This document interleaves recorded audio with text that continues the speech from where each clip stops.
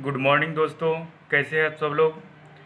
आज हम सीटेट का महत्वपूर्ण टॉपिक लेकर आए हैं जिसका नाम है लैंग्वेज एक्विजिशन। इसका क्या होता है। इसका अर्थ होता है भाषा अर्जन। क्या होता है? भाषा अर्जन। हम सिंपल वे में समझेंगे कि भाषा अर्जन क्या होता है। भाषा अर्जन क्या होता है? एक भाषा अर्जन एक प्रक्रिया है जो अपने परिवार से या वातावरण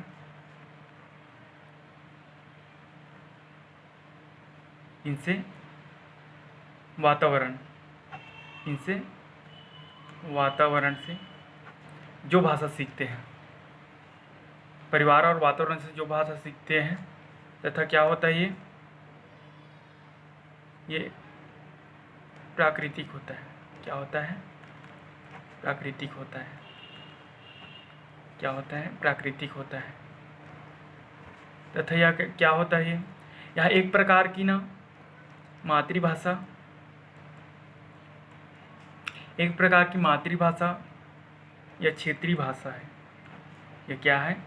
क्षेत्रीय भाषा है। तथा इनमें औपचारिक साधनों का उपयोग नहीं करते। किनका उपयोग नहीं करते? औपचारिक साधन। औपचारिक साधन मीन्स औपचारिक साधन मतलब क्या होता है? जैसे टीचर हो गया, बुक हो गया, या कोई भी रूल हो गया। इस तरह औपचारिक साधन का यूज नहीं करते। ये ठीक होता है। ठीक है। अब इसके बाद हम देखेंगे कि भाषा अर्जन के संबंधित महत्वपूर्ण बिंदु देखेंगे। और इसकी महत्वपूर्ण बिंदु ऐसा है कि मतलब बार बार पूछे जाने वाला प्रश्न में से इनमें से 1 से 2 नंबर सीटेट में आता है, तो इसे ध्यान से देखिएगा और ध्यान से सुनिएगा। ठीक है। इसके बाद देखते हैं हम लोग देखेंगे इसके बाद क्या देखेंगे हम लोग, भाषा अर्जन के संबंधित महत्वपूर्ण बिंदु देखेंगे। ठीक है। सबसे पहला क्या है? भाषा अर्जन की प्रक्रिया सहज, सरल और स्वाभाविक होता है। क्या होता है? सहज, सरल और स्वाभाविक होता है। ठीक है। इसमें किसी भी व्याकरण का यूज़ नहीं करते। किनका यूज़ नहीं किया जाता? व्याकरण की आवश्यकता नहीं होती। ठीक। और भाषा अर्जन मातृभाषा को कहते हैं। किसे कहते हैं? मातृभाषा। जो आप बोलते हैं, जैसे आपका मातृभाषा क्या है? जैसे मेरा मातृभाषा क्या है? छत्तीसगढ़ी। तो मैं छत्तीसगढ़ी को छत्तीसगढ़ी बोलूँगा, इसी ही मातृभाषा बोलेंगे। ठीक है। जो अपने परिवार और वातावरण के अनुकूल हमें मिला है। ठीक है। और नेक्स्ट पॉइंट देखते हैं, भाषा अर्जन में सर्वाधिक महत्व किनको दिया है? परिवार को दिया है। सबसे महत्वपूर्ण महत्व किनको दिया है? परिवार को दिया है। और किनको दिया है? समाज को दिया है। ठीक है। तो इन पॉइंटों को याद रखिएगा, क्योंकि भाषा अर्जन के अंतर्गत इस तरह के क्वेश्चन बनते हैं। जैसे कि आपको 3 ऑप्शन दे रहेगा। ठीक है। कैसा ऑप्शन? जैसे कि भाषा अर्जन के संबंधित महत्वपूर्ण बिंदु को बताइए, तो इसके अंतर्गत क्या दिया जाएगा कि भाषा अर्जन की प्रक्रिया सहज एवं स्वाभाविक होती है। ठीक है। और दूसरा ऑप्शन क्या होगा? इसमें किसी व्याकरण की आवश्यकता नहीं होती। ठीक है। और तीसरा ऑप्शन क्या होगा? जैसे इसे मातृभाषा भी कहते हैं। ठीक है। और सबसे लास्ट ऑप्शन चौथा में क्या दिया होगा? इनमें से सभी। तो क्या होगा? आप भाषा अर्जन पढ़े होंगे, तो आप सभी ऑप्शन के माध्यम से सभी करके ऑप्शन में टिक लगा सकते हैं। ठीक है। अब आगे देखते हैं हम लोग लैंग्वेज लर्निंग। क्या देखेंगे? भाषा अधिगम। भाषा अधिगम देखेंगे क्या होता है। ठीक। भाषा अधिगम क्या होता है? भाषा अधिगम का मतलब होता है सीखना। क्या होता है? सीखना। ये जस्ट भाषा अर्जन के अपोजिट होता है। ठीक है। यह जीवन भर चलने वाली प्रक्रिया है। क्या है? जीवन भर चलने वाली प्रक्रिया है। ठीक। और क्या है? इसमें औपचारिक साधन का उपयोग करते हैं। औपचारिक साधन का मतलब आपको बताया था। औपचारिक साधन मतलब आपको इंग्लिश सीखना है, ठीक है। इंग्लिश सीखना है तो आपको इंग्लिश सीखने के लिए क्या क्या किसकी किसकी ज़रूरत होगी?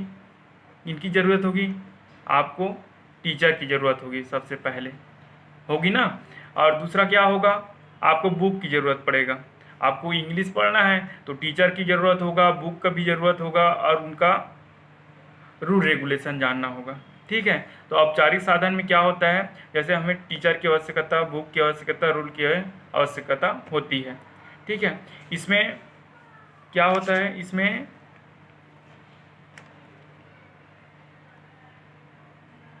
नियम और किनका, व्याकरण, ठीक है। इनमें नियम और व्याकरण का प्रयोग किया जाता है, ठीक। नियम और व्याकरण का प्रयोग किया जाता है तथा इन्हें क्या बोलते हैं, इन्हें द्वितीय भाषा भी बोलते हैं। क्या बोलते हैं?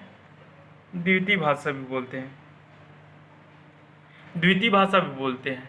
जो क्या है, जो हमें स्कूलों से, विद्यालय में जाने से हमें मिलती है। जैसे हम तो मातृभाषा को लेकर स्कूल में जाएंगे तो वहाँ स्कूल में जाने के बाद हमें दूसरी भाषा सीखना होगा। दूसरी भाषा मतलब हिंदी लैंग्वेज है या इंग्लिश लैंग्वेज है, अलग लैंग्वेज सीखना होता है, ठीक है। अब इसके बाद हम देखेंगे भाषा अधिगम प्रक्रिया के संबंधित महत्वपूर्ण बिंदु। अब ये भी आईएमपी है।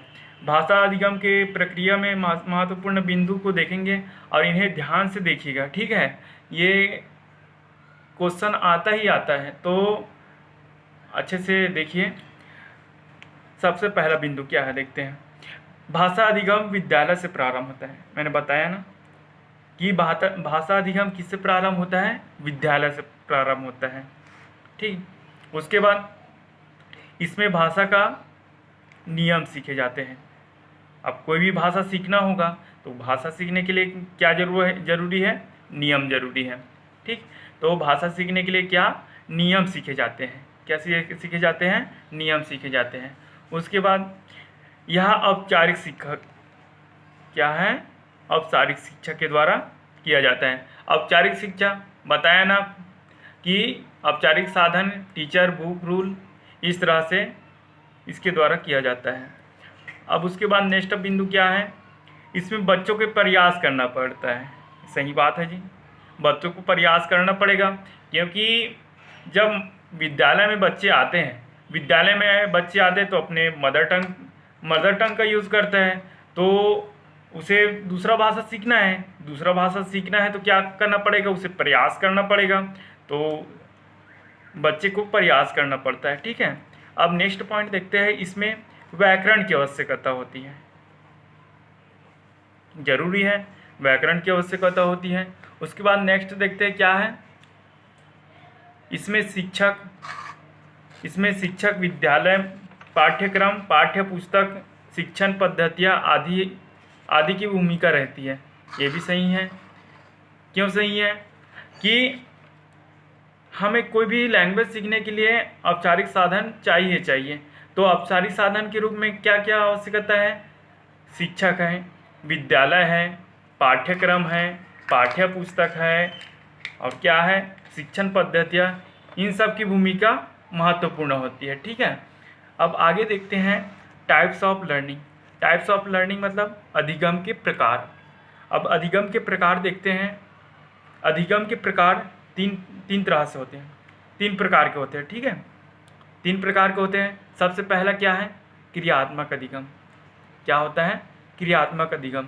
इसे क्या बोलते हैं,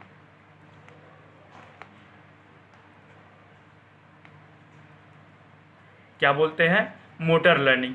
मोटर लर्निंग क्या होगा, जो क्रियाओं की गति में ध्यान दिया जाता है।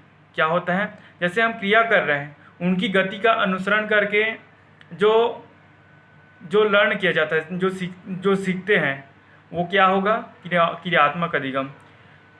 एग्जाम्पल के रूप में क्या है, जैसे चलना, दौड़ना, और क्या है, तैरना।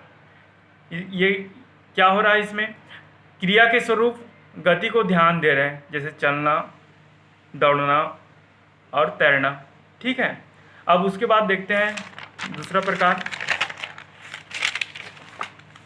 दूसरा प्रकार का क्या है? शाब्दिक या वाचिक अधिगम। इसे क्या बोलेंगे? इसे क्या बोलते हैं? इसे बोलते हैं वर्बल।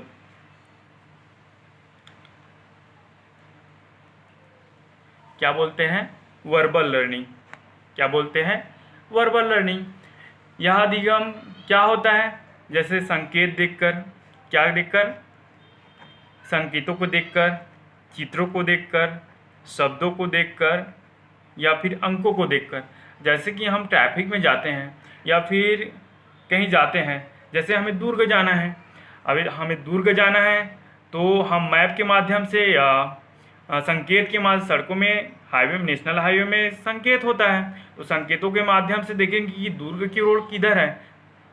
तो हमें वर्बल और वाचिक अधिगम से हमें ये पता चलता है कि मतलब संकेत, चित्रों, शब्दों के माध्यम से हम सीखते हैं। अब नेक्स्ट देखते हैं क्या है? विचारात्मक अधिगम। क्या है? विचारात्मक अधिगम। विचारात्मक अधिगम क्या है?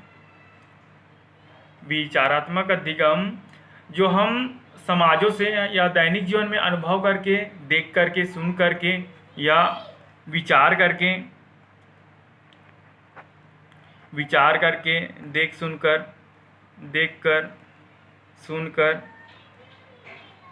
सुनकर सीखते हैं। ठीक है, तो वो विचारात्मक अधिगम कहलाता है। इसे विचारात्मक अधिगम को क्या बोलते हैं?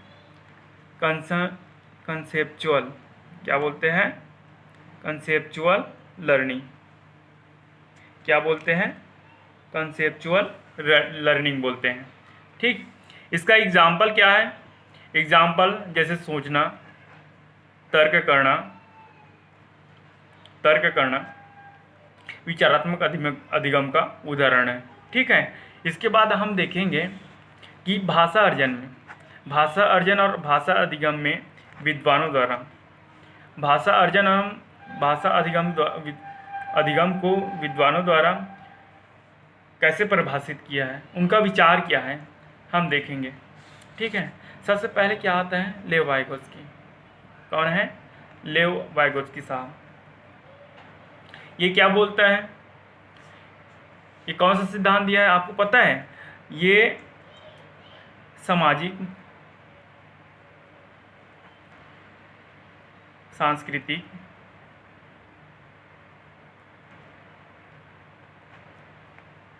सिद्धांत। ठीक है, क्या सिद्धांत दिया है? क्या सिद्धांत दिया है? सामाजिक सांस्कृतिक सिद्धांत दिया है। ठीक है, इसके अनुसार क्या होता है कि बच्चा होता है वो जो समाज से इंटरेक्ट होकर सीखता है। किससे सीखता है? समाज से इंटरेक्ट होकर सीखता है। किनसे सीखता है? समाज से इंटरेक्ट होकर सीखता है। तथा हम देखते हैं दूसरा विद्वान क्या है? जीन पियाजे। जीन पियाजे कौन सा सिद्धांत दिया है? जीन पियाजे ने संज्ञानात्मक दिया है। संज्ञानात्मक।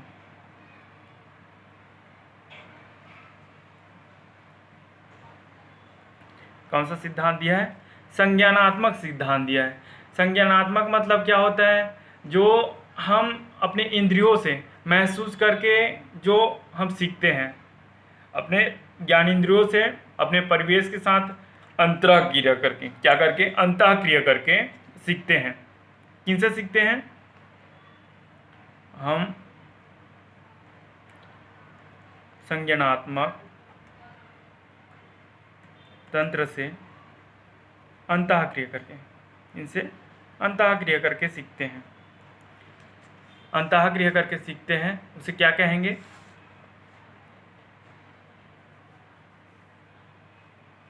संज्ञानात्मक तंत्र है, हम अंतःक्रिया करके सीखते हैं जीन पियाजे के अनुसार। अब कौन आ गया है? Noam Chomsky.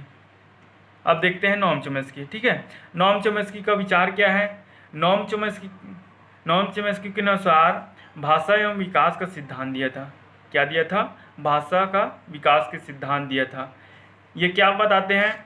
इनका विचार है कि भाषा अर्जन की क्षमता बालकों में जन्मजात होती है और वह भाषा की व्यवस्था की पहचानने की शक्ति पैदा करते हैं। मतलब क्या बोलता है? भाषा अर्जन है, जो भाषा अर्जन होता है बच्चों में क्या होता है? जन्मजात होती है, ठीक है, और व्यवस्था की शक्ति को पहचानने में मदद करती है, ठीक।